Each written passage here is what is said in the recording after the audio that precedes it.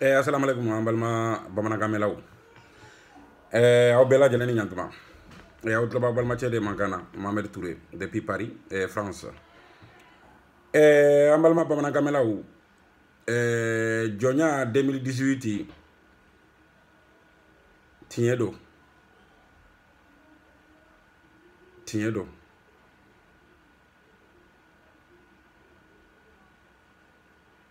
ayiwa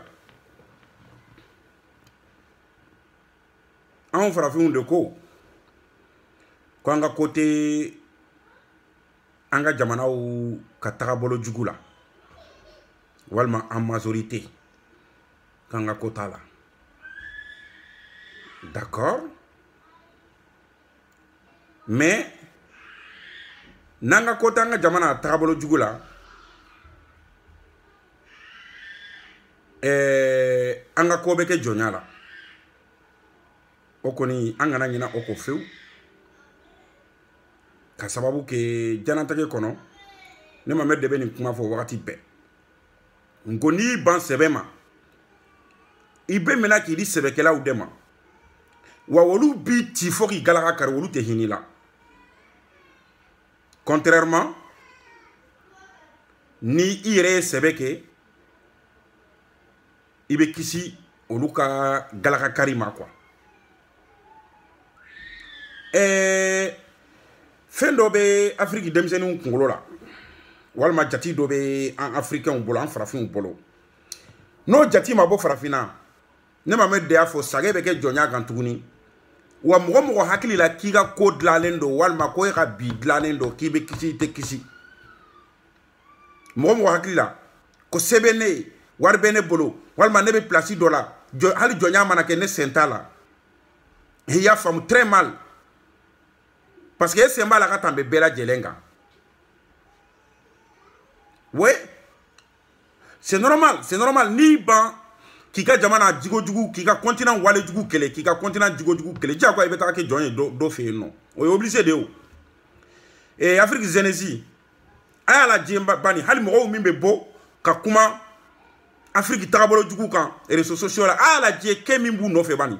a y'a lajɛ nali min bɛ ka da u kan a y'a lajɛ gurujali min bɛ ka da u kan bani a y'a lajɛ mɔgɔ hakɛ min mɔgɔ lankolon hakɛ min bɛ tilen ka wuli k'a fɔ k'u b'olu saboter bani d'accord mais ko kɔni ye ko ka nɔgɔ quoi fila de don c'est à dire min bɛ africain caman kunkolo la n bɛna o haduma bɔ bɛɛ soit Afrique bɛɛ ka sauver ɲɔgɔn fɛ soit an bɛɛ ka to ɲɔgɔn fɛ o kɔni don n'a bɛ mɔgɔ min bolo k'a fɔ ko ni Afrique problème mana kɛ cogo cogo se bɛ walima fɛn b'e bolo e da t'a la i y'a jɛ lewu an bɛɛ bɛ baton kelen de kɔnɔ n'a sɔgɔra i mɛnna munumunu la cogo cogo ni baton fara ji la n'a jiginna don o don i bɛ jigin a fɛ o don ni kama wɛrɛ t'e la k'i pan fo i bɛ baton in de kɔnɔ wa non y a pas de problème an kana inquiéter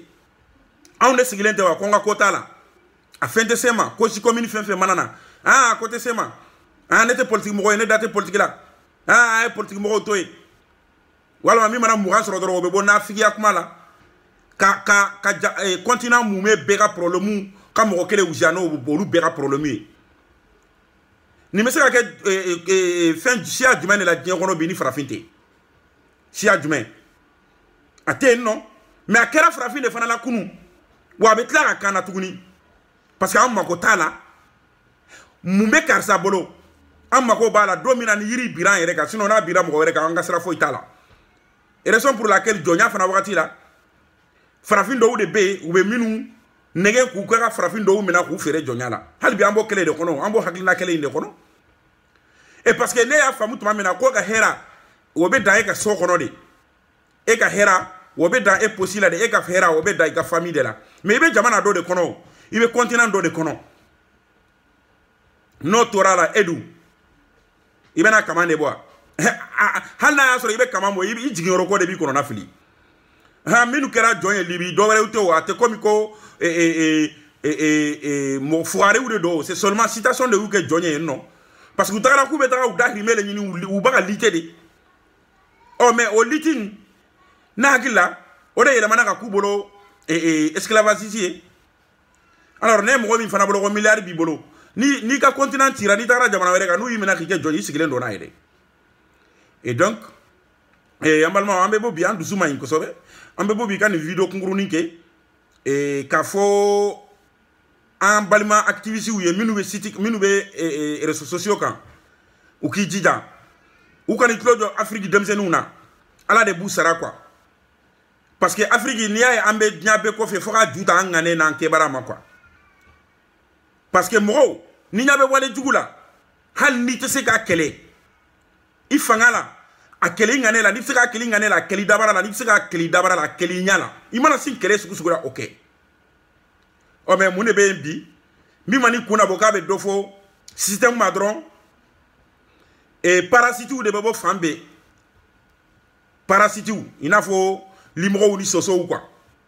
olu de babo fambe ki blondu la tigila karibeta ayeni nketa ayeni ndunta ayeni mbota mais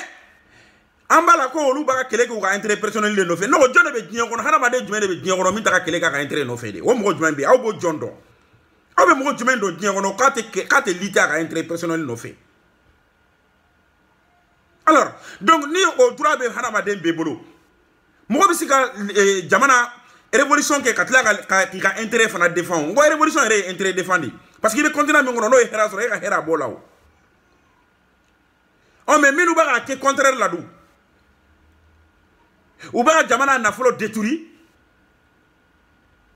ou ta jamana système contrôlé ou ta jamana système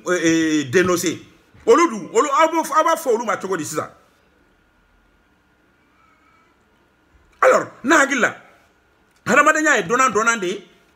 nagila révolutionnaire fin Afrique bi nous brûler nos kijoku ni nous ka tant be consacré Afrique ka développement ni Afrique ka tabolo jugu kuma na abarala et nagila africain ni na soro ka mba yere kala anga ko lule sara bi quoi anga ko lule sara ko lu diadu yere la ka tambe président ni feunga o mais na fera ka foko mi mana wili dron ko obe kuma système contrôle là ou betara nta donc quoi médiocre dama de ta olu bla olu la réseaux sociaux kan olu fana sigilendo ka kuma ina fo ko mi mana kasiti dun radio kono quoi kuma mana doida ka fo quoi africain na mawili en bébé tla ka ke jonye ya kuraye tuguni comme ina fo korolen kera choga mena autant ça gola de au banga défi de là c'est-à-dire en tout décider quoi en joro de ba décider nam ni ambe kisi sini jonya ma walma ante kisama en joro dron de bo décider en joro jumain ka adamine folo Afrique zeni bega famu ka foko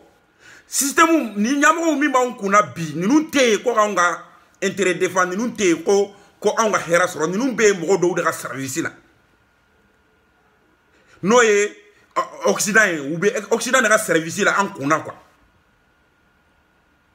parce que fara famu de ko mo be lité ni nous contrôle là en système ni nous contrôle là ko olu ya famu de ko na siglen tora on des victimes wa minu banka minu dalendo anga ute wili ka banga badanu madalu yambolo mais ni minu mo famu olu buta ke na kan foye réseaux sociaux kan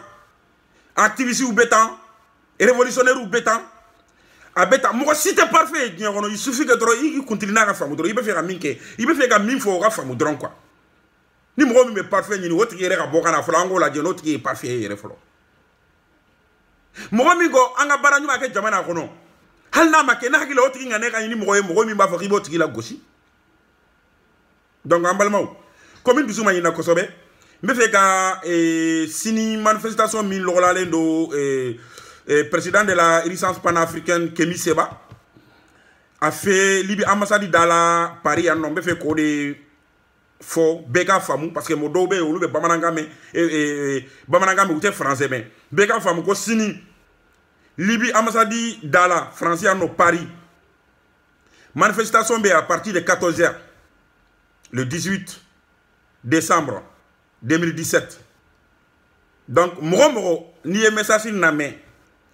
Ni te fe i ka kɛ jɔn ye sini nata la peu importe a kɛra Libye a kɛra France a kɛra diɲɛ yɔrɔ wɛrɛ parce que ko bɛɛ b'a damina kelen de ma ni te fe i ka kɛ jɔn ye sini nata la a ka kan i tigi ka kɛlɛ kɛ jɔnya kosi la a ka kan i k'i jɔyɔrɔ yira k'a fɔ ne tɛ se nin na n tɛ se kuma la walima n tɛ se video kɛla o tɛ dɛ n'i taara i jɔ ye i bɛ compter k'i fara manifestation kɛlaw kan et ça fait encore des pères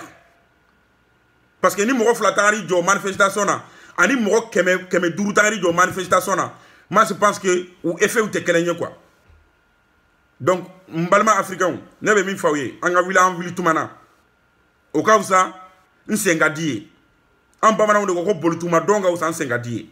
n'an ma wuli min kɛra an mɔcɛw la a bɛ kan na ne de y'a fɔ aw ɲɛna n'an sigilen tora ko n ka ko t'a la n ka ko t'a la n ka ko t'a la